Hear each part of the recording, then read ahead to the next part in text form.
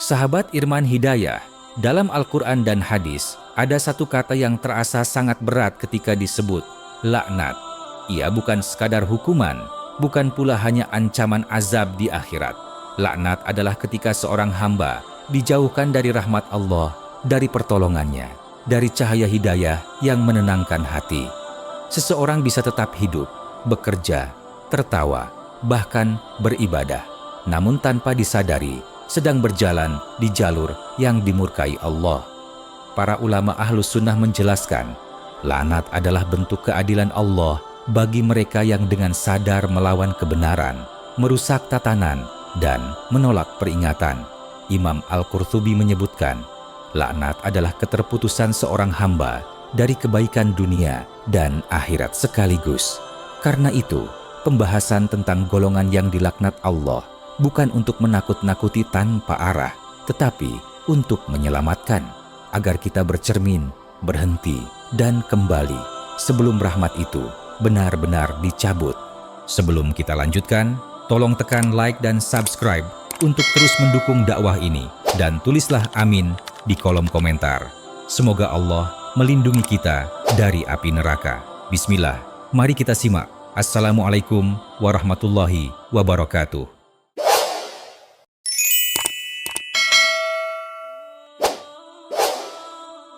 1. Iblis dan pengikut kesombongan. Iblis tidak dilaknat karena kurang ibadah. Ia dilaknat karena kesombongan.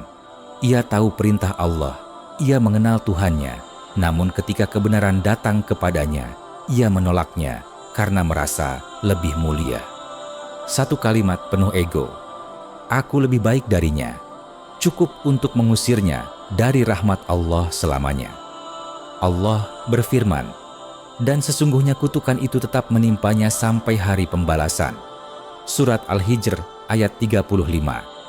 Para ulama Ahlus Sunnah menjelaskan, laknat iblis bukan hanya untuk dirinya, tetapi juga untuk setiap manusia yang mengikuti jalannya.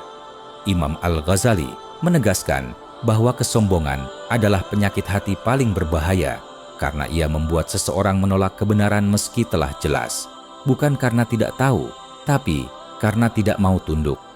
Imam An-Nawawi menjelaskan, siapapun yang meremehkan perintah Allah, menolak nasihat karena merasa lebih pintar, lebih suci, atau lebih tinggi dari orang lain, maka ia telah mengambil bagian dari sifat iblis, dan sifat itulah yang mengundang laknat.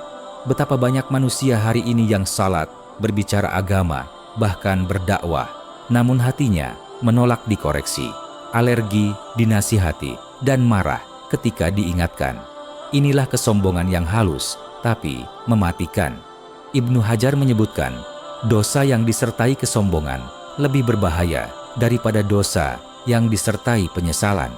Maka, renungan ini bukan tentang iblis semata, tetapi tentang kita.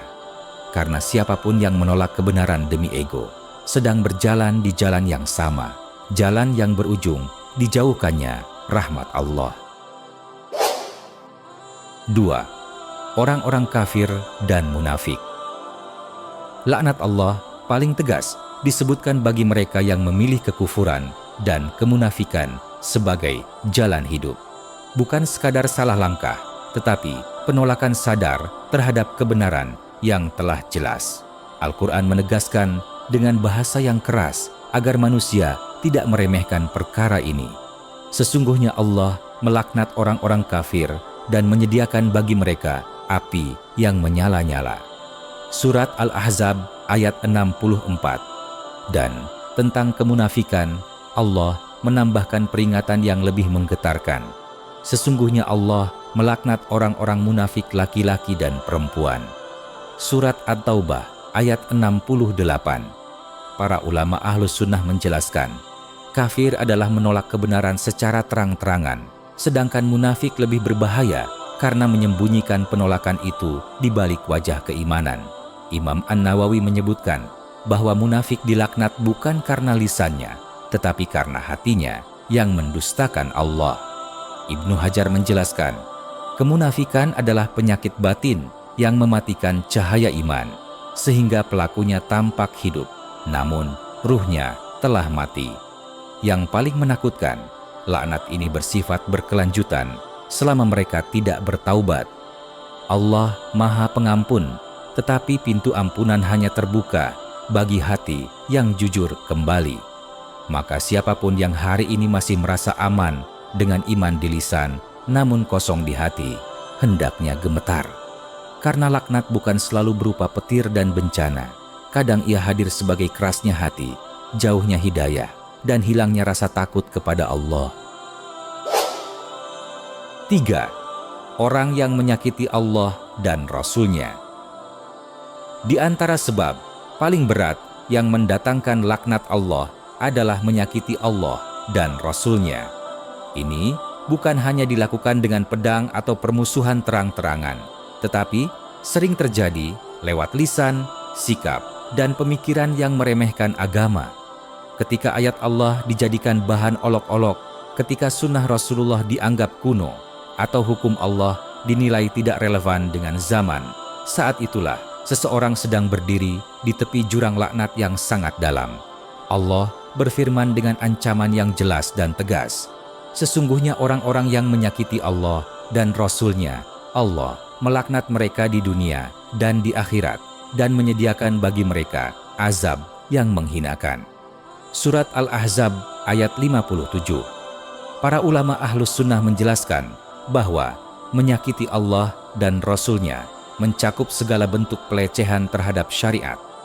Imam An-Nawawi menegaskan bahwa merendahkan sunnah Rasulullah meski tanpa senjata termasuk dosa besar yang sangat berbahaya bagi iman. Ibnu Hajar Al-Asqalani dalam Fathul Bari menjelaskan bahwa mencela hukum Allah atau merasa lebih tahu dari wahyu adalah bentuk kesombongan yang menyerupai perbuatan iblis yang paling menggetarkan hati.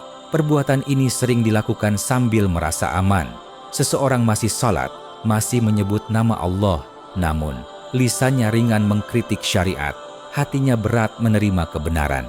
Padahal mencintai Allah dan Rasul-Nya bukan hanya dengan pengakuan, tetapi dengan tunduk, hormat, dan ridha terhadap aturannya. Karena siapa yang menyakiti Rasulullah, berarti ia telah menyakiti Tuhannya sendiri, dan laknat Allah adalah balasan yang paling menakutkan. 4. Pemakan dan pelaku riba. Di antara dosa yang paling keras ancamannya dalam Islam adalah riba. Ia bukan sekadar kesalahan pribadi, tetapi penyakit yang merusak sistem kehidupan. Riba membuat yang kaya semakin rakus dan yang lemah semakin tercekik. Karena itulah, laknat Allah tidak hanya turun kepada satu orang, tetapi menjalar kepada seluruh rantai yang terlibat di dalamnya. Rasulullah bersabda, Rasulullah melaknat pemakan riba, pemberi riba, penulisnya, dan dua saksinya. Hadis riwayat Muslim. Imam An-Nawawi menjelaskan dalam Syarh Sahih Muslim bahwa hadis ini menunjukkan betapa beratnya dosa riba, karena laknat tidak hanya ditimpakan kepada pelaku utama, tetapi juga kepada siapapun yang membantu berjalannya praktik tersebut. Artinya, riba bukan dosa yang netral. Ia adalah kezaliman kolektif yang dibangun dengan sadar. Ibnu Hajar Al-Asqalani menegaskan bahwa penyamaan hukuman antara pemakan, pemberi, penulis, dan saksi menunjukkan bahwa ridha terhadap kemaksiatan dan ikut mengokohkannya menjadikan seseorang bagian dari dosa itu. Maka, seseorang boleh jadi tidak menikmati riba secara langsung, namun tetap memikul laknat karena perannya dalam sistem tersebut. Riba menghilangkan keberkahan meski terlihat menguntungkan. Harta bertambah, tetapi hati gelisah. Usaha berkembang, namun doa tertolak. Imam Al-Ghazali mengingatkan bahwa harta haram adalah penghalang terbesar turunnya rahmat Allah, dan riba termasuk yang paling merusak jiwa. Inilah sebabnya Allah dan Rasul-Nya menyatakan perang terhadap riba.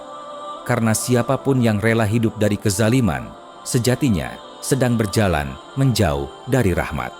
Dan ketika rahmat dicabut, laknat pun mendekat, meski manusia merasa hidupnya baik-baik saja.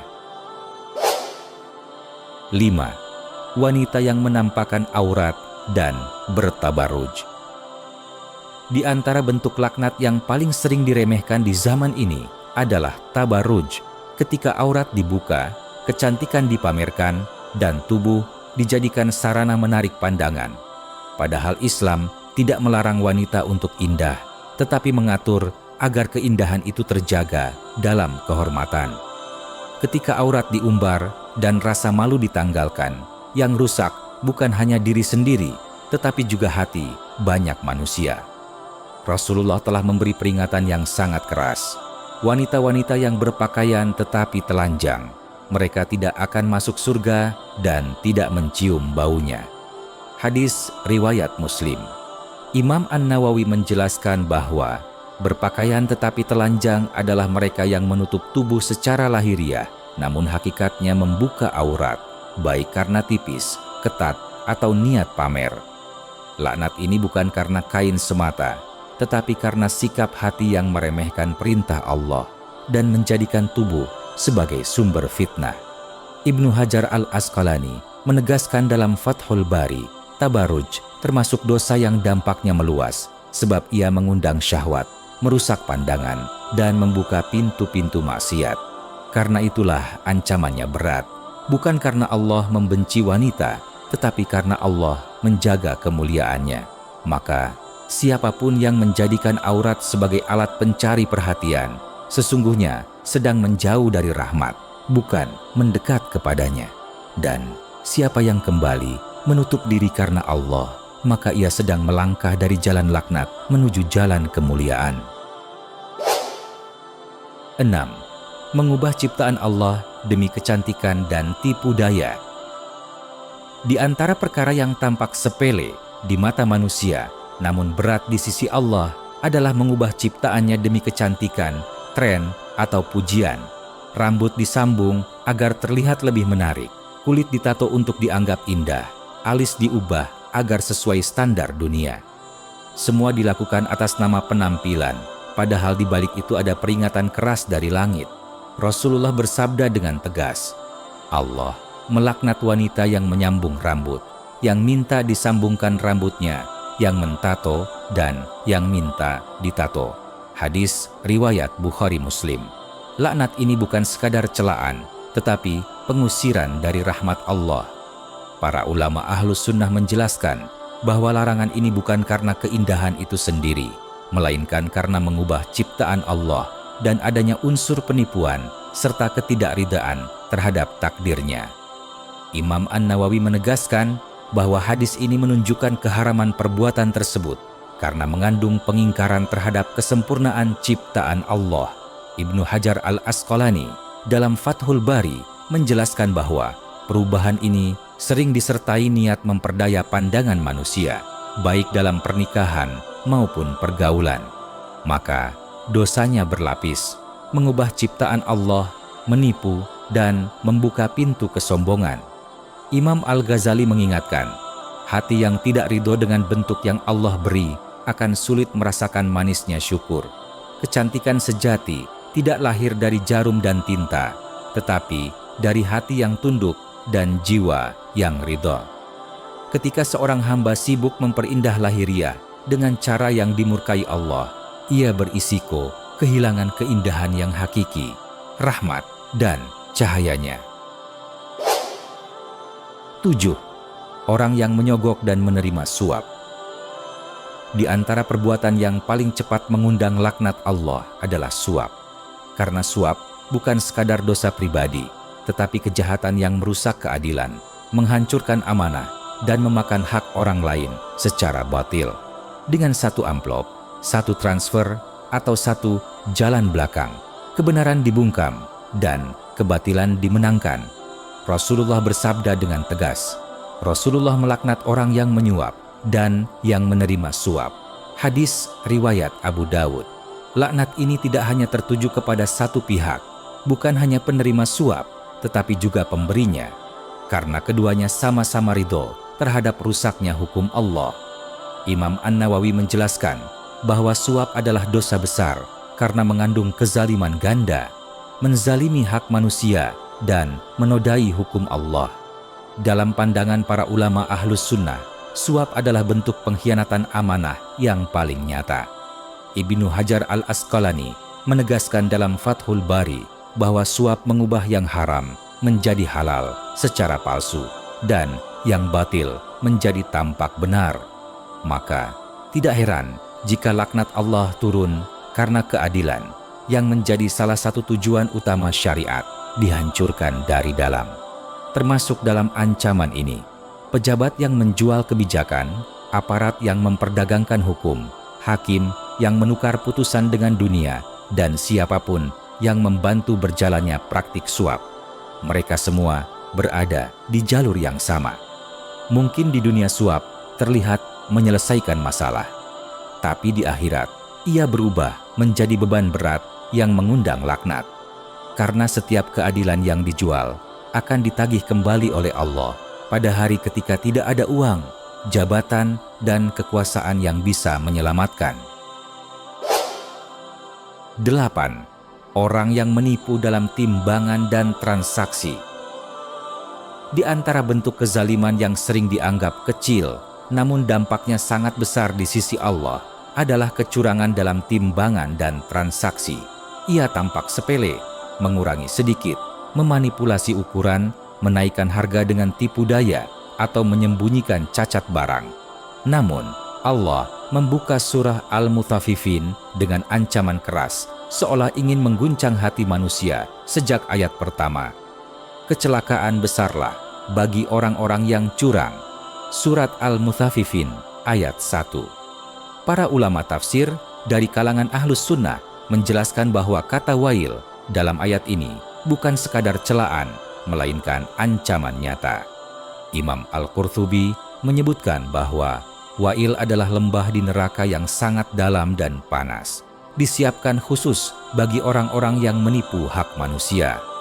Imam Ibnu Katsir menegaskan bahwa ayat ini adalah bentuk laknat terselubung karena Allah langsung mengancam tanpa menyebutkan ampunan di awalnya.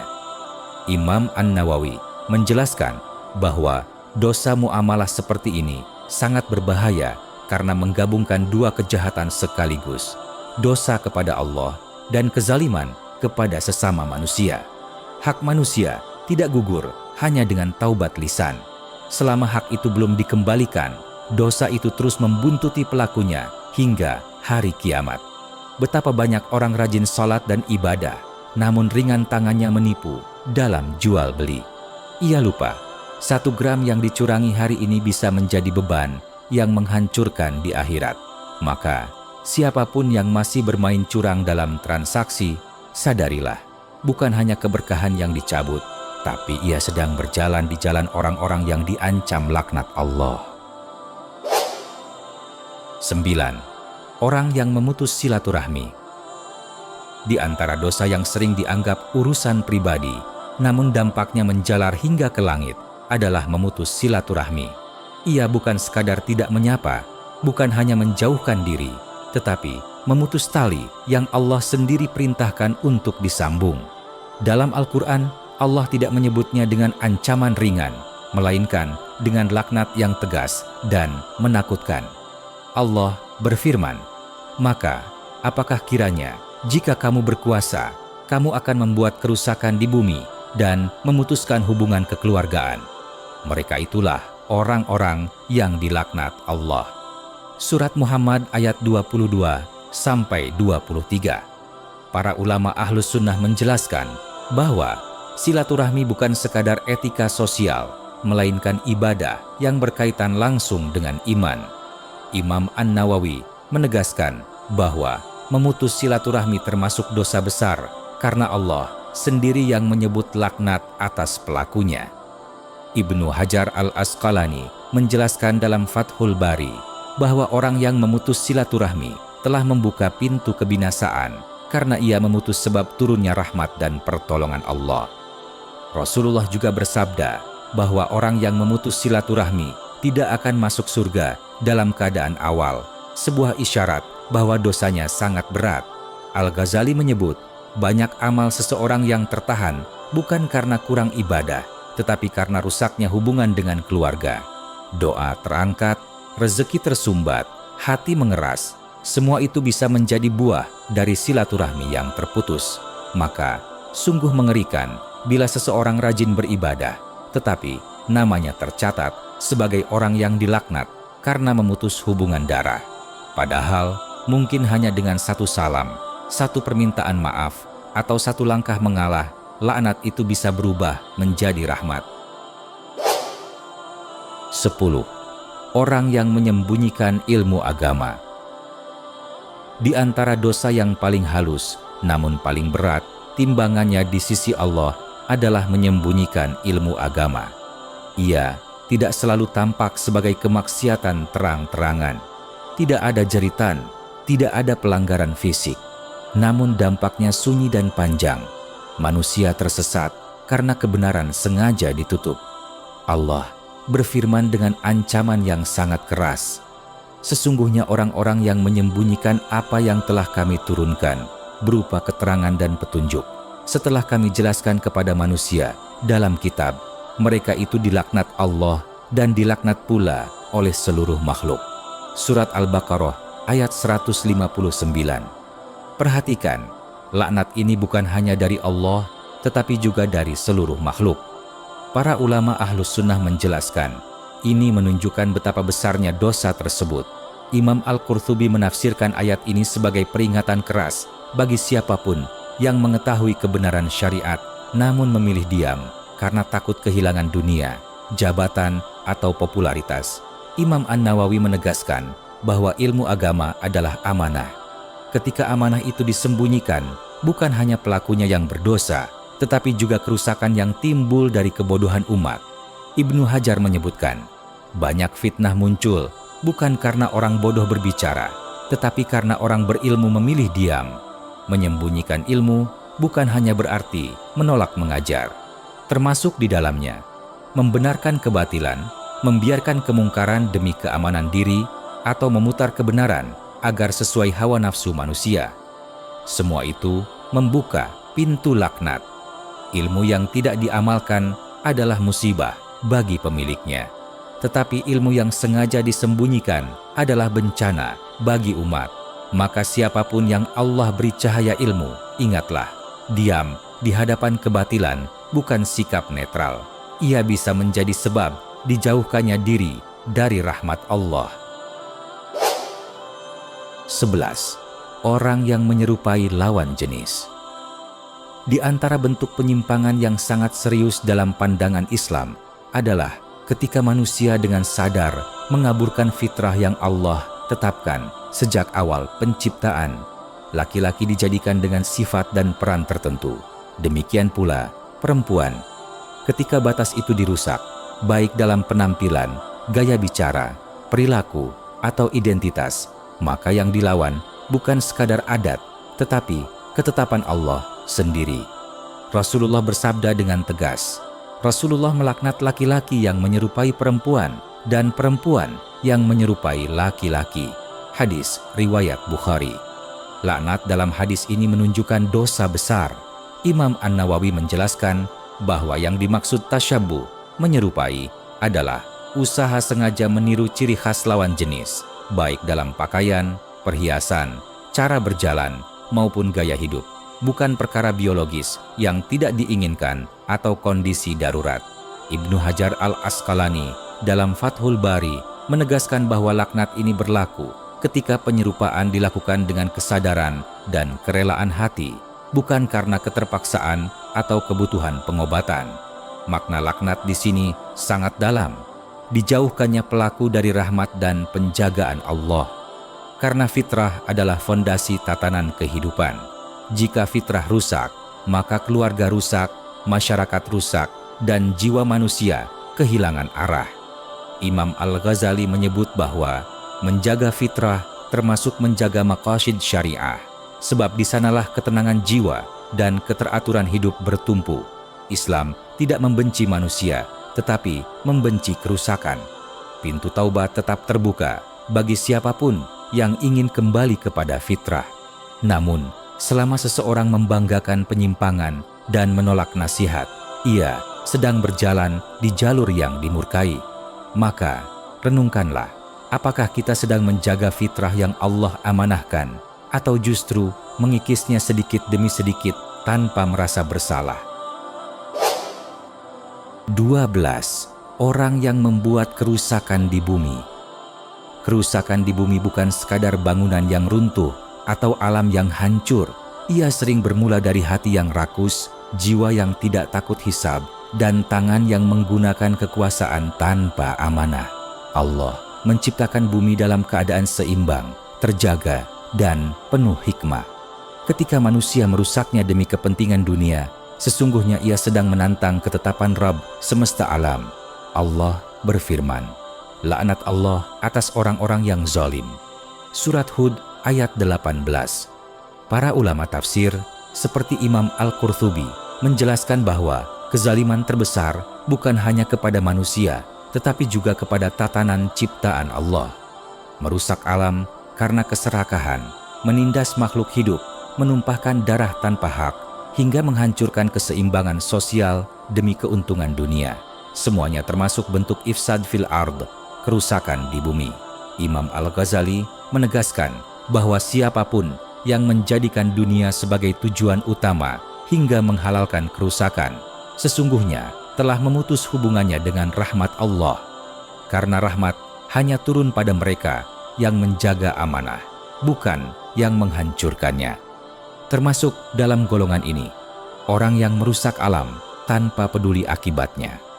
Mereka yang menzalimi hewan dan makhluk lemah. Penguasa atau individu yang merusak tatanan kehidupan demi ambisi pribadi. Laknat atas mereka bukan karena kesalahan kecil, tetapi karena dampak besar yang mereka tinggalkan. Kerusakan itu menjalar, merugikan banyak jiwa, dan diwariskan sebagai dosa yang terus mengalir. Maka, berhati-hatilah, karena satu keputusan zalim bisa mengundang murka Allah yang panjang dan menjauhkan pelakunya dari cahaya rahmat hingga akhir hayat. 13.